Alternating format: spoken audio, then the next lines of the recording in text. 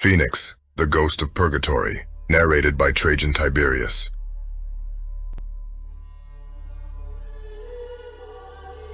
If the devil doesn't exist, man has created him. He has created him in his own image and likeness.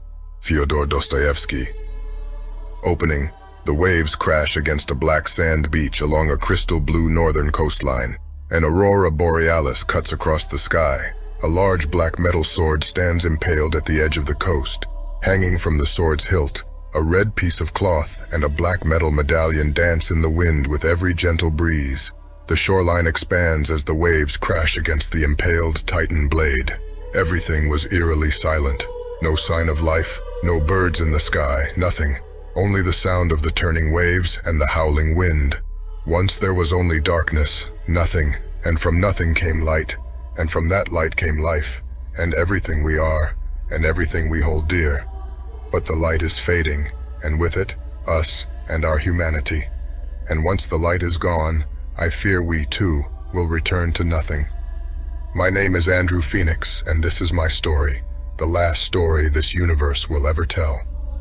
Prologue, PT 1, buried in the past.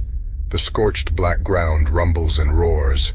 A never-ending sea of black riders poured over the land, with glowing gold eyes, touting red banners of a falling black star.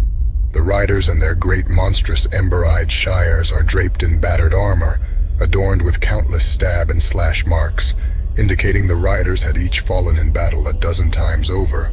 What was exposed of their skin was gray like ash.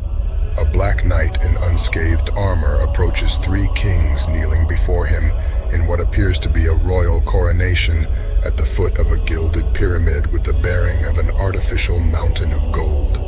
To his back, the knight had the horizon-spanning army, like a still shadow, as if half the sky was blotted out. At a flick of his wrist, this never-ending horde could wash over the land like a flood. The Black Knight comes to a halt and extends his fist, gripping a scroll. As he makes this motion, a ring of burning plasma erupts over his head like a crown of fire. His voice rings out, "Humanity belongs to me now." This was Praxis, the first emperor, destined to cover the whole of humanity in his shroud. Thousands of years later, 4 imperial knights trek across the surface of Adamant, a planet once harboring life. The ground was flat.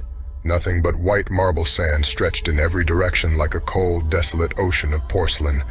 The sky was similar in color, although hazy and gray. After an antimatter bomb, this is all that was left. The horizons that once had towers stretching to the outer layers of the atmosphere have come to rest, a barren sight radiating a sense of purgatory. The knights walked in a diamond-shaped formation, with one in front leading the party. All of them wore the same uniform, a black trench coat with red accents, the white sand of the planet fading the dark edges of their attire white. The top of their great helms was exposed from the eyes up, revealing the knights' upper facial features, short, thick black hair, and purple eyes. The armor the knights donned on was high-tech and medieval, appearing like a Teutonic knight fused with an F-117 stealth jet fighter.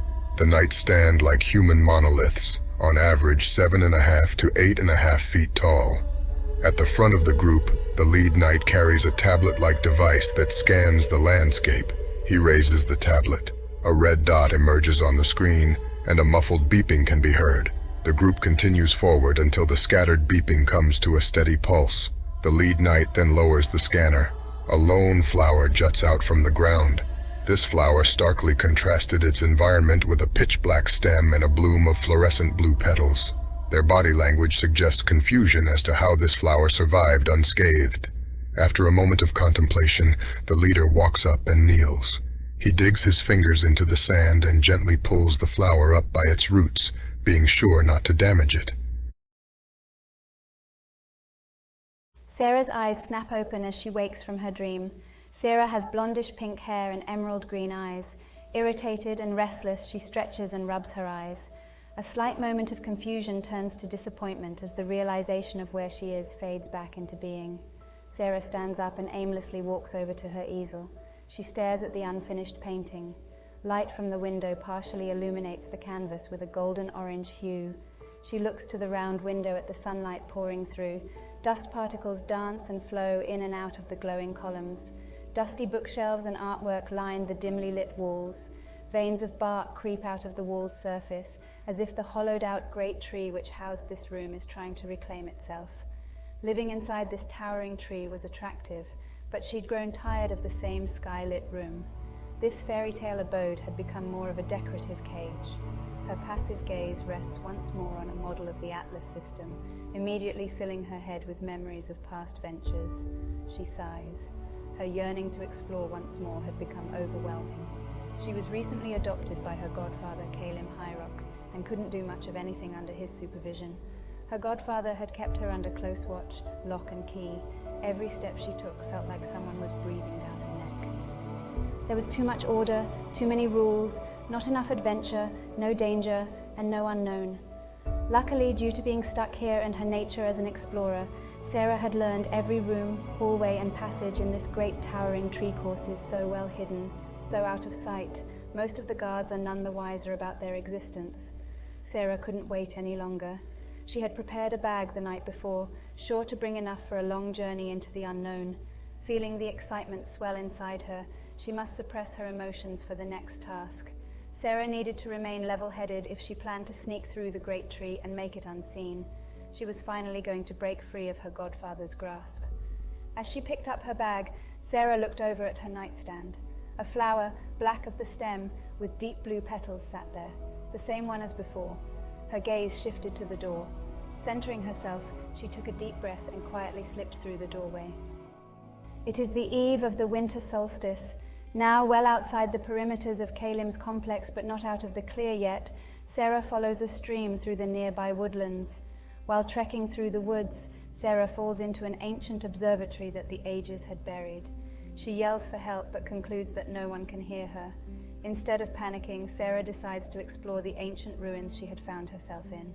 Amid studying the precursor structure, Sarah is startled when a boy the same age as her whistles to get her attention from the ground above. Andrew Phoenix. Andrew has dark curly hair and brown eyes, nearly black. Andrew wears a wooden bow with a white feather tassel on his back as if he were hunting. He attempts to rescue her but trips and falls into the dome-shaped structure with Sarah. Sarah quickly discovers Andrew is mute. Sarah speaks and Andrew talks in sign. Being fairly educated, Sarah is affluent in the language and can understand what Andrew is saying to her. While stranded, the two young teens have a heart-to-heart. We learn they were both orphaned. Sarah knew her father, while Phoenix had no memory of either of his parents and no clue who his father was. However, Andrew's mum had left him a sketchbook with drawings from places she had seen across the Atlas planetary system.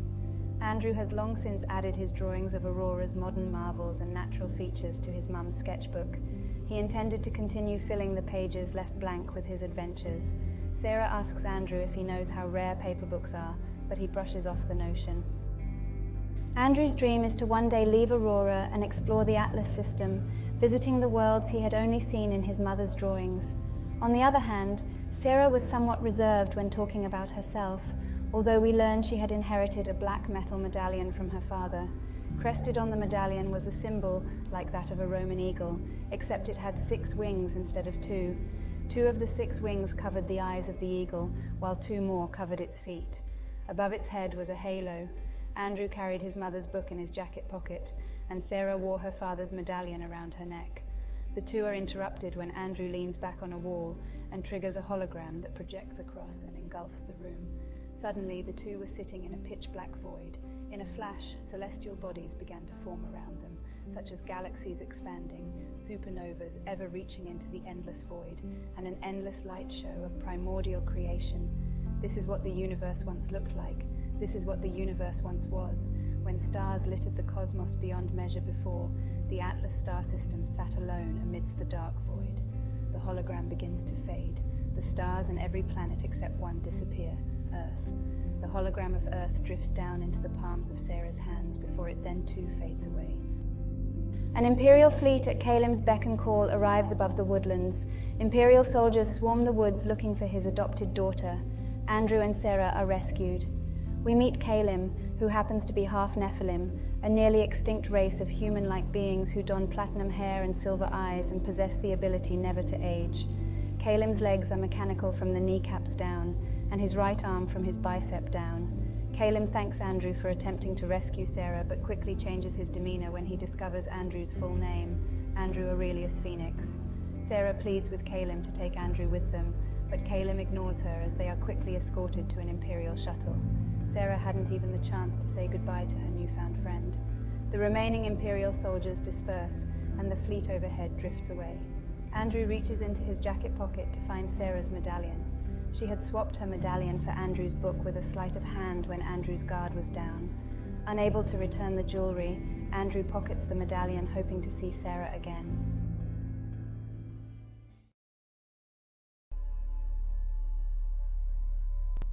Prologue, PT-2 Death, the Destroyer of Worlds, Adamant. In a flashback, we see an Imperial corvette hovering above Adamant's atmosphere prior to its evisceration. A massive red gas giant looms in the backdrop as Adamant orbits around it. Icarus. Icarus is 20 times the size of Saturn. The rings stretch further than the distance from the sun to the Earth. It looms in every sky like an all-seeing eye. On Aurora, Sarah's father, Alexander, and Kalim play a chess game. Amidst the game, they discuss the disappearance of the Oracle, Kalim's brother, before Kyrael's rebellion. All the while, Alexander would multitask as he simultaneously worked on the formula that would later contribute to the invention of the antimatter bomb, scratching away at a chalkboard as he shouted chess moves from across the room. Years had passed, and Kalim looks rugged and unkempt as he sat before the 5 grand arbiters in the Imperial capital, the Praxis Moon. Kalim makes a case to forbid the use and possession of antimatter, especially in the theater of war, classifying it as a weapon of total destruction. Back to the flashback on Adamant. An Imperial shuttle touches down on Adamant next to an orbital launch tower, Tranquility Tower. The antimatter bomb is disguised as an airburst nanite bomb designed to maintain Adamant's artificial atmosphere. An Imperial Legionnaire wheels out the antimatter bomb, which had the bearing of a metal sarcophagus. On the side of the container was written, Hierarch Interplanetary. Back in the courtroom, Kalim's motion is passed, and the Imperial Magisterium rules that the possession of antimatter will here on out be considered a war crime across the entire Atlas system. But this could not change what had already happened to Kalim's home, Adamant, or his people. With a final flashback, we see Adamant's fate. The Imperial shuttle that had delivered the antimatter redox with the Imperial Corvette well above Adamant's atmosphere. The Imperial Corvette hovers somberly over the white marble world as the sky flares up below. The entire surface of the planet is consumed in bright light. While the Corvette was far away enough to bet be harmed, the light was so bright that it engulfed the warship, the same way something disappeared into the fog. Everything fades to white. The title fades in and reads out, Phoenix.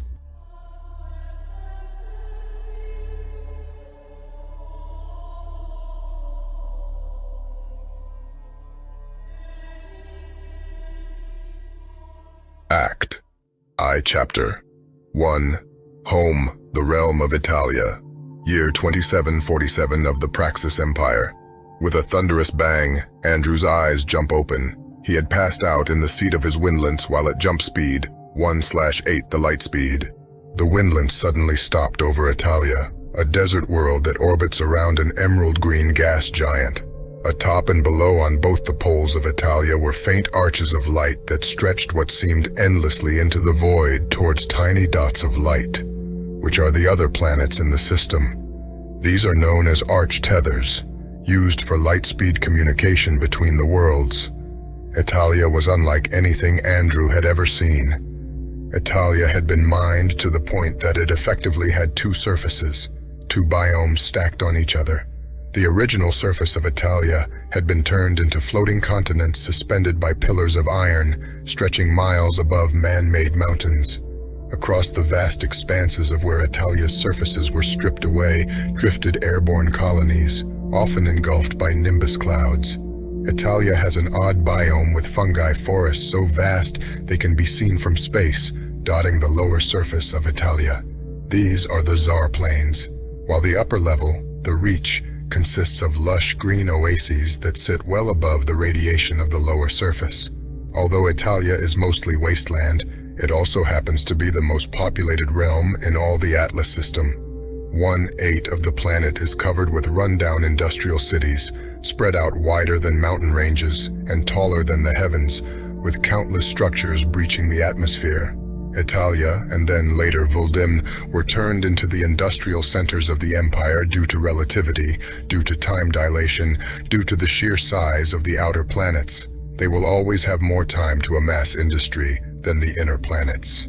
700 years ago, Vuldim was left uninhabitable, leaving only Italia for industrial output, resulting in the world we see today.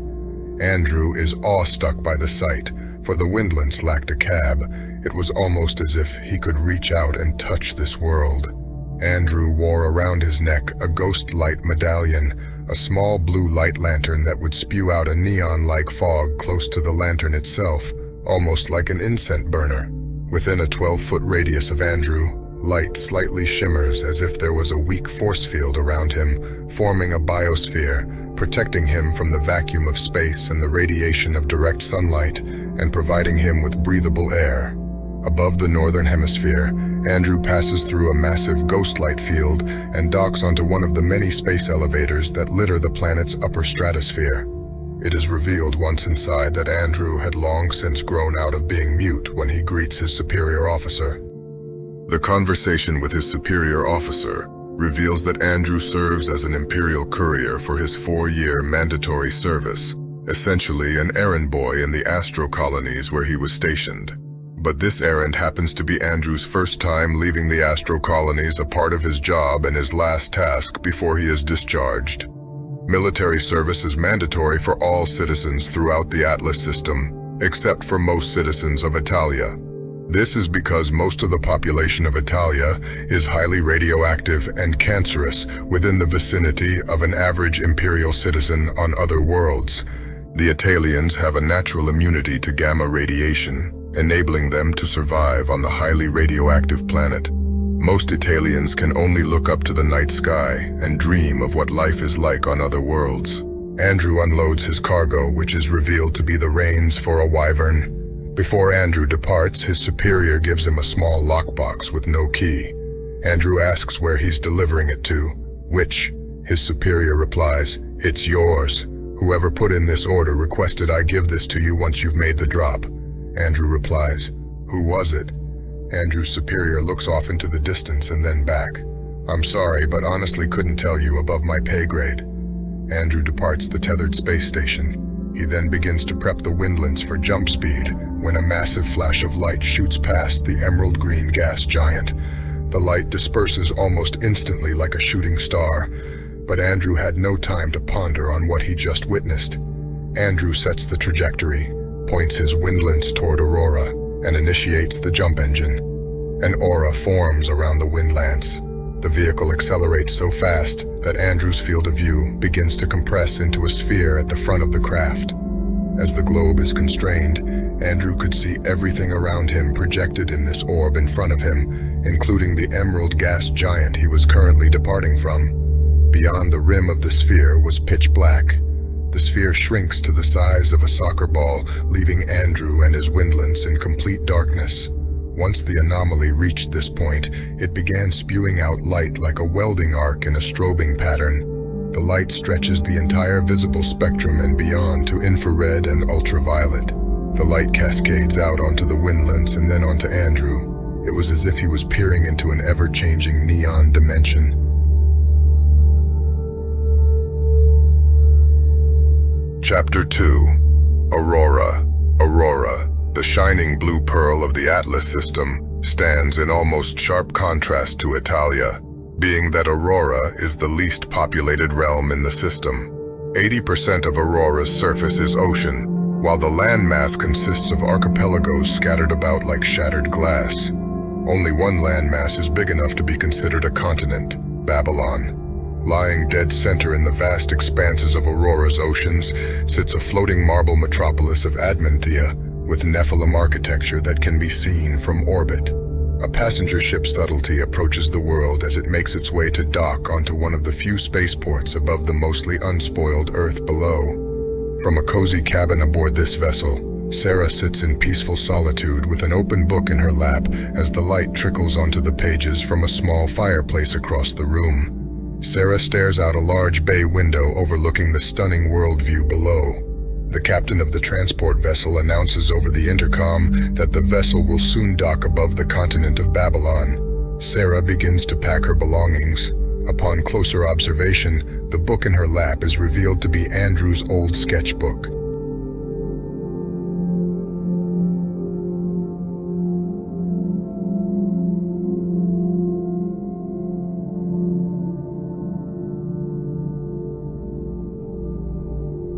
Chapter 3.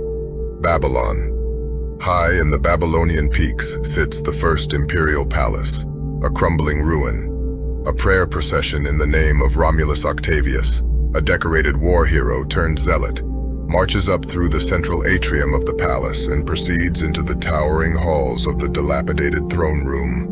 Snow gently trickles down on the procession, pouring in through massive open archways where giant sheets of stained glass once sat. Sarah is among the procession. Everyone in the procession wears a necklace with the trinket of a broadsword that's tip has been filed down flat, symbolic of a sword planted into the ground, and an expression of the faith's pacifism, for the word of God is the only weapon they need in this life. For their sword shall stay planted and drawn only when they rise again for the final battle. It resembles a crucifix. Sarah works as a medical specialist during her 4 years of mandatory service in the Imperial Legion. She specializes in radiation poisoning, which Romulus suffers from terminally. As a last task before her service ended, Romulus selected Sarah as his caretaker for his voyage to his home world of Aurora. A full-blood Nephilim stands waiting at the end of the throne room. He wears a white cloak with white and gold armor beneath. He possesses a frail build but stands 7 feet in height. The Nephilim's face is hidden beneath a porcelain mask. The Nephilim dons ghostly white hair so unprecedented in length that it is braided down to the back of his shins and folded countless times so as not to touch the ground. Nephilims never cut their hair to display their immortality. For in their culture, the longer a Nephilim's hair is, the wiser they are considered to be. This Nephilim was evidently several hundred years old, if not several thousand. The Nephilim wears around his neck a ghost light. This one is different from the one Andrew possesses. It radiates a far more potent force field sphere around him. The procession nears the Nephilim and then halts as Romulus diverges from the group and kneels before the Nephilim. The Nephilim removes his mask to unveil an elegant yet sickly pale face. Without saying a word, the Nephilim studies Romulus, staring him down with his silver eyes and blank expression. The Nephilim then takes his ghost light medallion from around his neck and holds it above Romulus's bowing head. The Nephilim then speaks a short phrase in his people's tongue. He then hangs the ghost light around his neck before turning his back in silence. The ghost light field implodes with a bright flash and a violent gust full torrent. The Nephilim disappears in thin air. Sarah asks Romulus what they had just witnessed, and Romulus replies, "They gave me their blessing." Sarah then asks what the Nephilim had said, to which Romulus answers, "By the light of the sky, Father, you will rise again." This means that when Romulus's heart stops, his remains will be preserved to prevent brain death. His remains will then be brought to Hyperia, where the Nephilim will transfer his consciousness into a mechanical and synthetic body known as a Hollow Man. The purpose of this is so Romulus and people like him can continue to spread the Nephilim's religion amongst mankind till the hour of ascension. The Empire labels this religion as the Church of the Great Aether, and is the only officially recognized religion in the Praxis system. All other practices of religion are deemed dogmatic and cult-like in nature, and therefore outlawed on all imperial lands, including churches that have broken off from the main church, which happens to be tangled into politics. Like the early days of the Protestant Reformation, a small tremor shakes the palace. Light traces of rubble fall from the roof of the throne room. Sarah points out that a fault line is nearby and that more tremors may follow.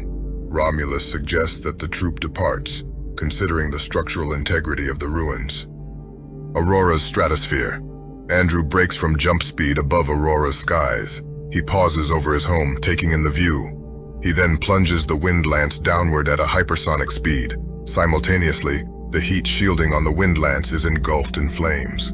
On breaking the atmosphere, Andrew pulls a lever that deploys the wings of the wind lance to convert it from a space shuttle into a winged jet within a split second.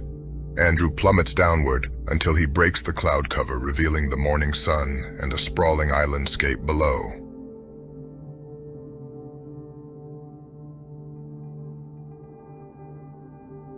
Chapter 4. Odysseia. Now, later in the day, Andrew and his uncle Yato bow hunt sharks off the coast of Odysseia. The squawking of seagulls sings above their heads as the boat on which they sit bobs up and down on the water not too far off from the shore. In the background sit rusty, dilapidated oil platforms from the rocket, expansionist age of the Empire. This was before Hyperia, when Aurora was the jumping-off point for the Praxan military, when it was linked to the Fortress Moon by the precursor land bridge, Portal. The land bridge was destroyed during the Great War. The drilling platforms serve as ancient landmarks, nearly 1,000 years old each. Even further offshore are Nova drilling platforms, which drill deep into the ocean floor, breaking through the crust. The drill reaches miles into the mantle to abstract this mysterious substance that is only found on Aurora. Nova, once refined, is what we know as ghost light. Andrew leans over the side of Yato's boat. He treats the ship's bow like a step as he props himself forward. He slowly draws his bow, revealing wrapped around his wrist Sarah's medallion. Andrew looses the arrow, and it strikes the water, impaling the target below, a small shark which he begins to reel in via a cord attached to the end of the arrow he had just fired. Yato feels that now is a good time for Andrew to learn what he could do with the medallion, for it wasn't just a piece of jewelry or a key card for the Windlance, but something more. Yato calls Andrew's name. This prompts Andrew to turn around and face Yato, who is now holding outstretched an archaic yet advanced weapon in design, an Aethernight bow. This bow appears to be an heirloom, given that it donned the imperial insignia of a six-winged flaming eagle, much like Sarah's medallion. This Aethernight bow also carries a trinket, a red feather carved from Aethernight hanging from the handle by a black chain in almost the same manner as his wooden bow with the white feather. This Aethernight bow can fold into itself multiple times, making it compactable enough to carry on a person's waist. Andrew's uncle demonstrates that once the medallion contacts the Aethernight bow, it unfolds and generates a harpoon-sized arrow in a blaze with a white dragon bone-like shaft and a glowing red volatile crystal as the arrowhead. The bowstring is a cable rigged with a draw assets mechanism added for a handicap to anyone who's not superhuman or using an exosuit. Yato coaches Andrew on how Aethernight weapons work. Aethernight is a crystal that, once refined, can produce perpetual energy or even create mass itself. Aethernight weapons essentially never run out of ammo, as they can almost instantly materialize another projectile. To use an Aethernight weapon, one must possess an Imperial Knight's medallion, which Sarah's medallion happens to supersede.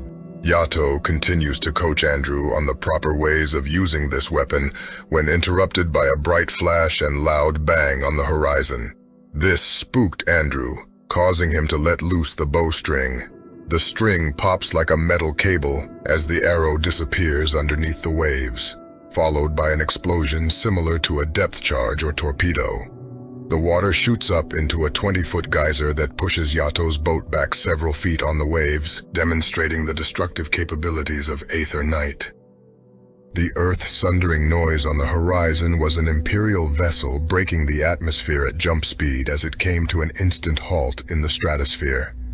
Andrew's uncle, being a veteran pilot who had fought in Karail's rebellion, recognized the vessel, the Spear of the Imperator. Yato begins to talk about the current state of the solar system. We learn through this conversation that half of Italia had been in a civil war for years, following the assassination of the South Custodian of Italia just a year after the Great War, splitting the world in half down the equator. Italia is the only realm so large in scope that it requires two custodians. Yato speaks. Through the loosened grip of the Empire, war bands like never before amass across the world, plunging Italia even further into utter chaos. Opportunists and outlaws run amok on the planet, as well as religious radicals who worship the old royal pantheon, bent on unleashing the wrath of their fallen gods. Last but not least, the largest growing faction, the World Breakers of Muspelheim, WBOMH, once the most renowned privateers, known for their world-shaking guns, one of which infamously broke a tectonic plate on the far realm of Voldim. Once the royal pantheon's go-to guns for hire, they now serve a different master. Lord Regent Kai Rail's empire, the ROF, Royal Occupation Force, dominates the inner rim of the Atlas system, but is steadily losing ground to the lawless outer rim. Aurora is between two key worlds. On one side, the imperial capital, and the other, Italia, the home of the revolts. Some believe war bands will soon start raiding the lightly defended moon of Aurora, for some Italian pirates have already sacked multiple refueling stations in the Astro colonies near Aurora. Tensions are high across Aurora, as some have begun to flee the world and seek refuge in the inner rim. At the same time, the Imperial Legion moves in to stage a defense against any planetary raid, stationing themselves in orbit. On top of this, the clockwork moon of Hyperia approaches, an artificial planet that houses the brunt of the Imperial Legion. Hyperia, or the clockwork moon as the name suggests, is a moon-sized gyroscope with an exposed outer core made entirely of water at the center. This sphere of water is the largest body of water in the Atlas system, with an ocean as deep as some planets are wide. This colossal ocean conceals the vast majority of the Imperial Legion's, Astro Navy, and Mothball fleets. Along the surface of this sphere lies one of many habitable rings that are tectonic in size. Each ring of the gyroscopic planet Moon is lined with sprawling metropolises, broken up into sections by city parks the size of national parks. Hyperia can steer itself around the Atlas system and into the orbit of gas giants. The hitch is that the satellite can only travel as fast as a planet can orbit around the Sun, 100 miles per second, which is fast, just not for a celestial body. When asked if they would leave if it got bad enough, Andrew's uncle said he had a duty to his people, the Yahi. Yato reminds Andrew that Odessia technically wasn't part of the Empire. When the first Emperor Praxis set out to conquer the system, he did so wielding supernatural powers, and he was met with little resistance. Most submitted to his rule, most. The Yahi refused and fought to the bitter end, costing them dearly. Only a handful of Yahi survived. Praxis was faced with a decision. He could have whipped out the last of their people, but he admired the Yahi for the will not to yield even against impossible odds. Praxis granted the Yahi sovereignty over the island Odessia. Like the Yahi before him, Andrew's uncle refuses to abandon his home and way of life. Massive metal walls rise from the ocean along Odessa's coast. A siren rings out as yellow caution lights pulse atop the sea walls. Yato suggests they head back to shore, considering the flood walls are raised. This would indicate that a tsunami was approaching. Although the island of Odessia was in no peril, the sea walls were built to ward off hurricanes and other such forces of nature. As they turn the ship around, Yato coughs up blood into his hand, indicating his health is compromised. Andrew checks on his uncle, but Yato hides his ailment by washing away the blood in the ocean before Andrew can see it.